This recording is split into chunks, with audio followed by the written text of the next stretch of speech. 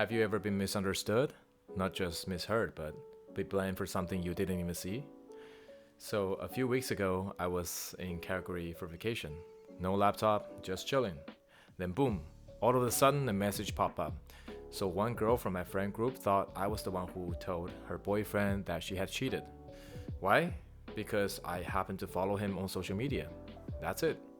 She never asked, she just assumed it was me. And suddenly, I'm the villain. I was just trying to relax, and now I'm annoyed, I'm distracted, and looping it in my own head. And that's when I caught myself. And honestly, I'm glad I did. I was letting someone else's drama hijack my whole day. And that's what this video is about. It's not that how I stop feeling, but how I stop letting small emotions take over my whole mood. Let's break it down. So the first thing I learned, not letting other people's drama hijack my day.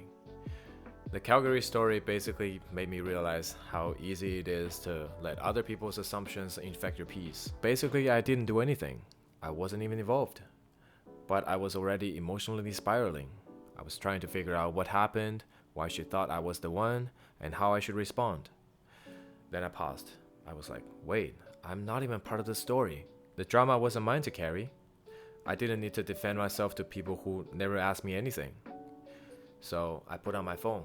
I just took a breath, then got back to my day. Well, the emotion didn't go away instantly, but I didn't let it take over. And that shift already made all the difference. The second thing I had to realize is this. Emotions are not the problem. The overreaction is. So the other day, I got a message from my manager. It just said, hey, can we talk later? No content, no smiley face, just that. And all of a sudden I was like, damn. Now it all makes sense, because last year, the company I worked for actually had a round of layoff. So my brain just went straight into panic mode, like, okay, I'm done. That's it. Time to update my LinkedIn. Time to cancel my Spotify membership. You see, I couldn't even focus, and my brain was running all kinds of disaster scenarios. But then we had a talk, and guess what? They were just asking if I could help on a new project. And all that stress just over nothing. And that's when I realized again, it was never the emotion that messed me up. It was actually the storyline that I built on top of it. The fear came fast, but I do have the choice. Do I let it spiral, or do I pause and check the facts? The third thing that helped me a lot is this. Not every emotion deserves a reaction.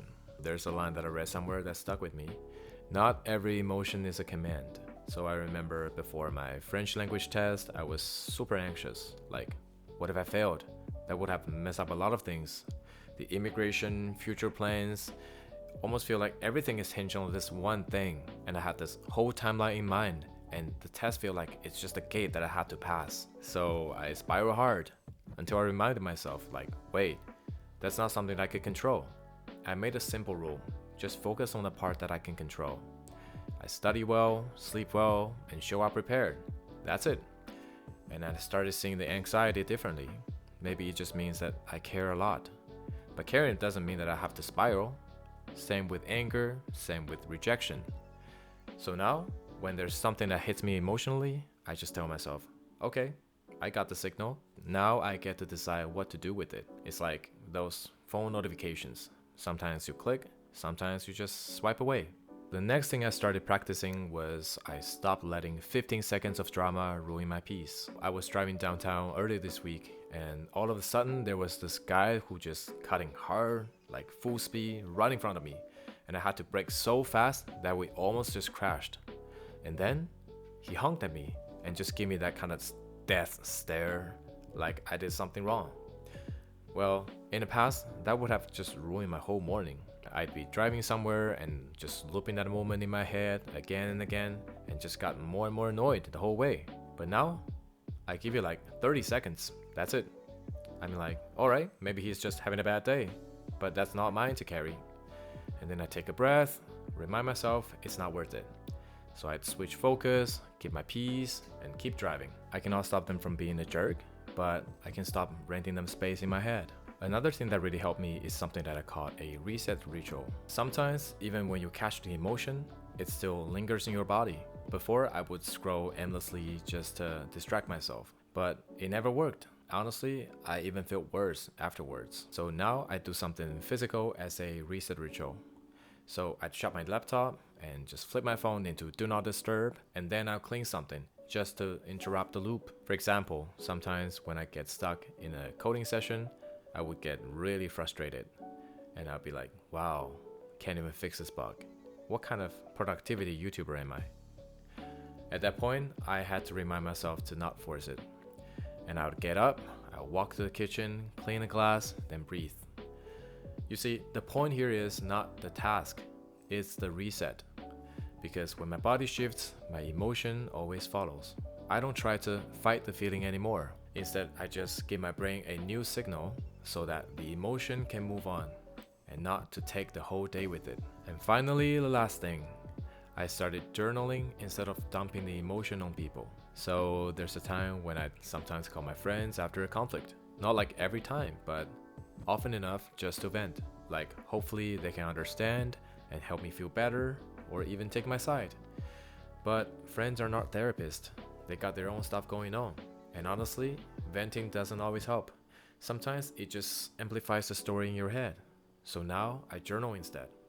And the best part, I can do it right away on my phone. I just open my journaling app and then I'll do a voice to text, or sometimes I just do a voice memo. It's fast and simple, and it helps me to catch the emotion when it's still fresh. So whenever I look back and read those entries, I can actually see the growth. What used to trigger me doesn't trigger me anymore, and I get to remind myself how far I've come. You see, I don't try to fix every feeling right now, but I can slow it down, and often that's already good enough. Here's a rule that I live by now. Some moments are frustrating, or awkward, or unfair, but they don't have to take over my whole day. Awkward moment? Okay. Passive aggressive text? Fine. I feel it, I know it, then I'll just let it go. One negative moment doesn't mean the whole day is ruined. We live in a world with social media, notifications, comparisons, expectations. They can all hijack your day, but we can actually train for this. We can build the system to protect our peace.